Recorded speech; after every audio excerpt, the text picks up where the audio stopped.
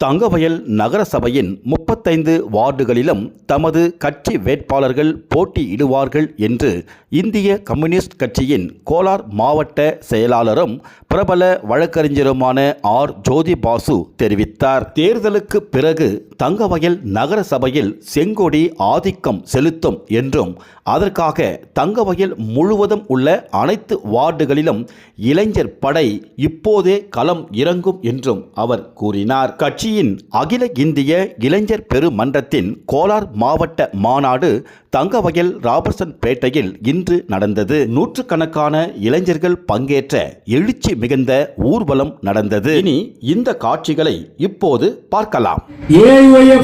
Councillor, CBI councillor நகர சபையிலே இருப்பார்கள் என்பது நம்மளுடைய சபதம்.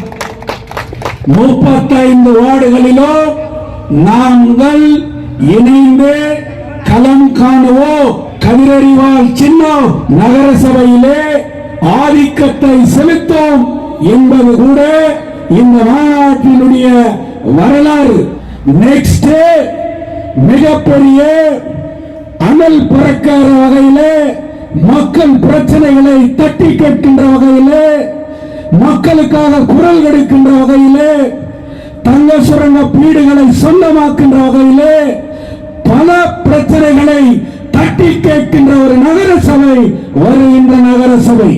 அந்த நகர சபையில் செங்கொடி பறக்கும், கதிரறிவால் பறக்கும், ஏஐஎஃப் பெருக்கும். அப்படிப்பட்ட ஒரு நகர சபை வரும். 35 வார்டுகளிலும் எங்கள் ஆதிக்கம் இருக்கும், நாங்களும் களம் காண்போம் என்பது கூட இந்த மாநாட்டினுடைய முக்கியமான தீர்மானமாக சொல்லி இதை செயல் வடிவப்படுத்துவதற்காக ஒவ்வொரு இளைஞர்களும், ஒவ்வொரு பகுதியிலிருந்து வந்திருக்கக்கூடிய இளைஞர்களும் இன்றையிலிருந்து 35 வார்டுகளிலும் இறங்கி ஒரு மாற்று நகர சபையை உருவாக்குகின்ற வகையிலே, மக்கள் குரலை ஒலிக்கின்ற நகர சபையாக இருக்கின்ற வகையிலே, நமக்கு கோலார் தங்கவயல் என்றால் சிங்கங்கள் அவர்கள் கற்கிப்பார்கள் என்கின்ற விதத்திலே அறிவாளிகள், திறமையானவர்கள், சிந்தனையாளர்கள் இருக்கின்ற ஒரு நகர சபையாக மாற்றுகின்ற ஒரு தீர்மானத்தை இந்த மாநாடு முன்னெடுக்கும். தேர்ந்தெடுக்கப்பட்டிருக்கக்கூடிய தலைவர்கள், அதனுடைய உறுப்பினர்கள் அந்த வேலையை முன்னெடுக்க வேண்டும் என்று கேட்டுக்கொள்கின்றேன்.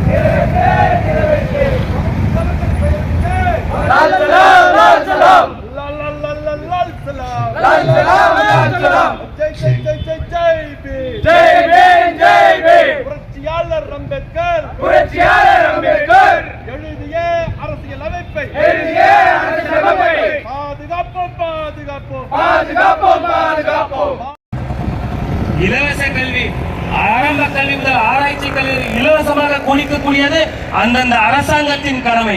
மிக்சி தர, கிரைண்டர் தர, ஃப்ரீ ரேஷன் தர, எல்லாம் தர, என்ன பிரயோஜனம்? தோழர்களே, ஒரே ஒரு கேள்வியை மட்டும் உங்ககிட்ட முன்னெச்சுக்கிட்டு என்னுடைய உரையை முடிச்சுக்கிறேன். என்னுடைய தனிப்பட்ட கோரிக்கை, ஒரு மாணவனுக்கு நீ லேப்டாப் கொடு, ஃபோனை கொடு, சைக்கிளை கொடு, பைக்கை கொடு, எது வேணா கொடு, இதெல்லாம் கொடுக்குறேன்னு சொல்றியே. ஒருத்தனுக்கு இலவசமா கல்வியை கொடு, அந்த கல்விக்கான வேலைய அவனுக்கு கொடு. அந்த சம்பாத்தியத்தில் அவன் இதெல்லாம் வாங்க மாட்டானா? எனக்கு ஆரம்ப கல்வி முதல் நான் என்ன ஆராய்ச்சி கல்வி PhD முடிச்சாலும் அரசு, என்னுடைய அரசாங்கம் எனக்கு இலவசமாக கல்வி கொடுக்க முடியும் என்று வாக்குறுதி கொடுத்து விட்டால் எனக்கு எதற்கு, என் வீட்டில் எதற்கு எனக்காக பிச்சை எடுத்து கடன் வாங்கி வட்டிக்கு வாங்கி என்ன படிக்க வைக்க போறான்? அப்படி வாங்கினவெல்லாம் என்ன பண்ணிருக்கணும்? அந்த கடனை அடைக்கிறதுக்காக ஏதோ ஒரு வேலையில சேர்ந்து அந்த கடனை அடிக்கணும். அந்த கடன் சுமை எனக்கு வேண்டாம். நான் ஒரு கல்லூரியில ஒரு டிகிரி வாங்குற வரைக்கும் எனக்கு ₹1 கடன் இல்லை அப்படின்னா நான் தாராளமா படிக்க முடியுமா? படிச்சு முடிச்ச உடனே என்னுடைய படிப்புக்கேற்ற வேலை, நான் ITI படிச்சிருக்கிறேன்னா ஒரு ₹10,000 வேலை, டிப்ளமோ படிச்சிருக்கேன்னா ஒரு ₹15,000 வேலை, இன்ஜினியரிங் முடிச்சிருக்கிறேன்னா குறைந்தபட்ச ஊதியமா ஒரு ₹20,000 வேலை, ஒரு ஆர்ட்ஸ் அண்ட் சயின்ஸ் எல்லாம் படிச்ச ஒரு 18-19 குறைந்தபட்ச ஊதியமா ஒரு அரசாங்கம் எனக்கு வேலையை கொடுத்தா நான் எதுக்கு போதை பழக்கத்துக்கு போக போறேன்? எதற்கு நீங்க கொடுக்கக்கூடிய இலவசங்களை எதிர்பார்த்து நான் காத்துட்டு இருக்க போறேன்? என்னால் என் வீட்டுக்கான அரசியை வாங்க முடியாதா? எனக்கு தேவையான லேப்டாப், போனு, பைக்கு, காரு, வீடு எல்லாத்தையும் நான் வாங்க முடியாதா? நாங்கள் இளைஞர்களை வேலைக்கு அமர்த்துவோம் என்று தன்னுடைய தேர்தல் அறிக்கையிலே வாக்குறுதி கொடுத்தது காங்கிரஸ். ஆனால் ஆட்சிக்கு வந்து சரிசுமார் 2.5 ஆண்டுகளுக்கு மேலாகியும் ஒரே ஒரு கவர்மெண்ட் வேகன்சியை கூட இதுவரைக்கும் இந்த மாநில அரசாங்கம் நிரப்பவில்லை என்பதுதான் யதார்த்தமான உண்மை. இங்கே இருக்கக்கூடிய அரசாங்கம் யுவநிதி என்கின்ற பெயரில் மாநிலத்தில் இருக்கக்கூடிய இளைஞர்களுக்கு நாங்க மாசம் 1000 ரூபாய் பணம் தரோம், 2000 ரூபாய் பணம் தரோம், 3000 ரூபாய் பணம் தரோம் என்று ஒரு திட்டத்தை அமல்படுத்தி இருக்கின்றது. அந்த திட்டத்தை நாங்கள் வரவேற்கின்றோம். நான் இன்னும் சொல்ல போனால் AIYF இளைஞர் மன்றத்தினுடைய முக்கியமான கோரிக்கையாக பகத்சிங் அவர்களுடைய பெயரால் தேசிய வேலைவாய்ப்பு உறுதி சட்டம் பனேகா, Bhagat Singh national employment guarantee act என்கின்ற பெயரில் வேலை கொடு, வேலை கிடைக்கும் வரைக்கும் இளைஞர்களுக்கு ஒரு உதவித்தொகை கொடு என்கின்ற சட்டத்தை நிறைவேற்ற வேண்டும் என்று நாங்கள் பாராளுமன்றத்திலே எங்களுடைய முன்னாள் பொதுச் செயலாளர், AIYF முன்னாள் பொதுச் செயலாளர், இன்று நாடாளுமன்றத்தில் இருக்கக்கூடிய எங்கள் தோழர் சந்தோஷ்குமார் அவர்கள் மூலமாக நாங்கள் பாராளுமன்றத்திலும் பேசியிருக்கின்றோம். அப்படியே அதன் ஒரு பகுதியாக இங்கே இந்த யுவநிதி என்கின்ற திட்டம் செயல்படுத்தப்பட்டு வருகின்றது. ஆனால் அது ஒரு தற்காலிக ஏற்பாடு தானே தவிர அதுவே வேலையில்லா திண்டாட்டத்தை தீர்க்கக்கூடிய ஒரு சர்வரோக நிவாரணியாக இருக்க முடியாது என்பதுதான் AIYF பார்வை.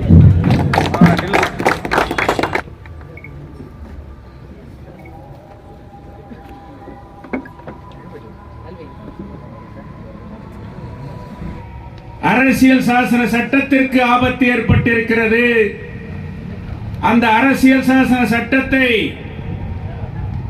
காப்போம் என்கின்ற அந்த கோஷத்தோடு AIYF பாபா சாஹேப் அம்பேத்கர் அவர்களுக்கு மாலை அணிவித்து AIYF மாநாட்டு கொடியை மாநில தலைவர் தோழர் ஹரீஷ் பாலா அவர்களும் தமிழகத்திலிருந்து வந்திருக்கின்ற தோழர் நிறுவன் அவர்களும் முன்னிலை வகித்து ஏற்றி வைத்து இந்த மாநாடு சிறப்பாக நடந்து வருகின்றது. கோலார் தங்கவயலில் சுமார் 30 ஆண்டுகள் இடைவெளிக்கு பிறகு இப்படிப்பட்ட இளைஞர்கள் ஒன்று திரண்டு நடத்துகின்ற முதல் கோலார் மாவட்ட மாநாடு. இந்த மாநாடு ஏதோ இளைஞர்கள் கூடினார்கள், கோஷமிட்டார்கள், எங்கே பந்தல் அமைத்து பேசிக் கொண்டிருக்கிறார்கள், இன்னும் சில நேரத்திலே அவர்கள் கலைந்து விடுவார்கள் என்பதல்ல இந்த மாநாடு. தங்கவயலில் இருக்கின்ற பல்வேறு கருப்பு ஆடுகளை, தங்கவயலை சூறையாடி தங்கவயலை ஒரு வியாபார தலமாக ஆக்கி முதலீடுகளை போட்டு ஆட்சிக்கு வந்து இன்றைக்கு கோலார் தங்கவயலை கொள்ளையடித்துக் கொண்டிருக்கின்ற ஒரு கூட்டத்தை விரட்டி அடிக்கின்ற ஒரு இளைஞர் எழுச்சிமிக ஒரு அமைப்பு, தங்கவயலிலே மிகப்பெரிய எழுச்சிமிக ஒரு மாற்றத்தை ஏற்படுத்துகின்ற ஒரு அமைப்பு, அது AYF என்கின்ற அதை இந்த நேரத்திலே நான் குறிப்பிட கடமைப்பட்டிருக்கின்றேன். இந்த மாநாட்டை கோலார் தங்கவயலுடைய AYF தலைவராக இருக்கக்கூடிய தோழர் ராஜன் அவர்கள் இங்கே முன்னிலையிலே இங்கே நடந்து கொண்டிருக்கிறது. இந்த மாநாட்டு ஏற்பாடுகளை எங்களுடைய தோழர்கள், இந்திய கம்யூனிஸ்ட் கட்சியினுடைய தோழர்கள் அனைவரும் இங்கே ஒன்றிணைத்து இந்த மாநாட்டை நடத்தி வருகிறார்கள். மோசமான ரோடு இல்ல, சுகாதாரம் இல்ல, சீர்கேடு. ஆனா இன்னைக்கு எம்ஜி மார்க்கெட்ல இருக்கக்கூடிய வியாபாரிகளுக்கு நான் பாதுகாவலன்னு சொல்லி இன்னைக்கு கோடிக்கணக்கில் கொள்ளடிக்கிற ஒரு நிலைமை இன்னைக்கு இருக்கு. மைனிங் பகுதியில் நான் இன்னொன்று முக்கியமா இங்க பேசணும். இன்னைக்கு இளைஞர்கள் தெரிஞ்சுக்கணும், நம்ம இருக்கிற வீடு நமக்கு சொந்தமாக்கப்படணும். அது சொந்தமாக்கப்படணும் சொன்னா அரசு, மத்திய அரசு அதற்கான தீர்மானத்தை சொல்லி இருக்குது. கர்நாடக ஹைகோர்ட் அதை பத்தி ஜட்ஜ்மெண்ட்ல சொல்லி இருக்குது. ஆனா இந்த எம்எல்ஏ 7 வருஷம் ஆச்சு, MP வெற்றி பெற்று 1 வருஷம் ஆச்சு.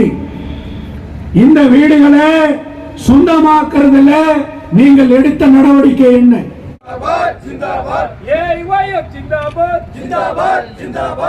So 19 பேர் மாவட்ட குழு, 19 பேர் மாவட்ட குழு. இது வந்து மாவட்ட குழுவில் தோழர் அருண்குமார், தோழர் அரவிந்த், தோழர் திலீப், தோழர் விக்னேஷ், தோழர் ரேவந்த்ராஜ், தோழர் ராஜன், தோழர் பிரவீன், தோழர் சந்தியா, தோழர் வருண், தோழர் சஞ்சய், தோழர் பகத், தோழர் கவிராஜ், தோழர் கார்த்திகேயன், தோழர் ரணதேவ், தோழர் ராஜேஷ், தோழர் சரண் கார்கி, தோழர் சுந்தரி, தோழர் பிரதாப், தோழர் ரஞ்சித். இவங்க 19 பேர் மாவட்ட குழு. ஒருமனதாக மாவட்ட குழு தேர்வு செய்யப்பட்டது. அடுத்ததாக இதுல வந்து நிர்வாகிகள், இந்த மாவட்ட குழுவில் இருக்கக்கூடிய தோழர்கள்ல சில பேருக்கு நிர்வாகிகளா தேர்ந்தெடுப்பதற்கான முன்மொழிவுகளை வைக்கிறேன். மாவட்டம் AYF துணை செயலாளர்களாக 2 பேர் முன்மொழியப்படுகிறார்கள். தோழர் ராஜேஷ், தோழர் ரணதேவ். தோழர் ராஜேஷ், தோழர் ரணதேவ் வாங்க. அடுத்ததாக துணை தலைவர்களாக 2 பேர், தோழர் பிரதாப், தோழர் சுந்தரி. தோழர் பிரதாப். அடுத்ததாக செயலாளர். செயலாளர்னா பேரே செயலாளர், செயல்பட வேண்டிய பொறுப்பு. அந்த செயல்பட வேண்டிய செயலாளர் பொறுப்புக்கு தோழர் சரண் கார்கி, தோழர் சரண் கார்கி அவர்கள். அடுத்ததா மாவட்ட தலைவர், AYF மாவட்ட தலைவர். இதுக்கு முன்னாடி வந்து தாலுகா தலைவரா மிகச்சிறப்பாக செயல்பட்ட தோழர் ரஞ்சித் அவர்களை மாவட்ட தலைவராக நாங்கள் இங்கே முன்மொழிகிறோம்.